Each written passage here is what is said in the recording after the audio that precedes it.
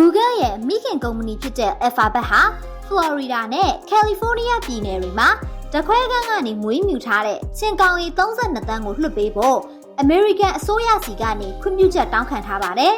။ဒီ project ကိုချင်းကနေတဆင့်ကူးစက်တဲ့ယောဂတွေပြန်ပွားမှုကိုလျှော့ချဖို့ရည်ရွယ်ချက်နဲ့ Alphabet ရဲ့သက်ရှိသိပ္ပံကုမ္ပဏီ Farley ကလှုပ်ဆောင်နေတာပါ။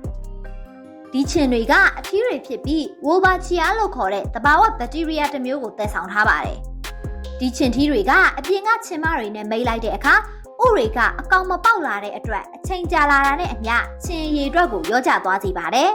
။ချင်းမတွေပဲသွေးဆုပ်တာဖြစ်လို့အခုလွတ်မဲ့ချင်းတွေကလူကိုမကိုက်ဘူးလို့သိပ္ပံပညာရှင်တွေကဆိုပါတယ်။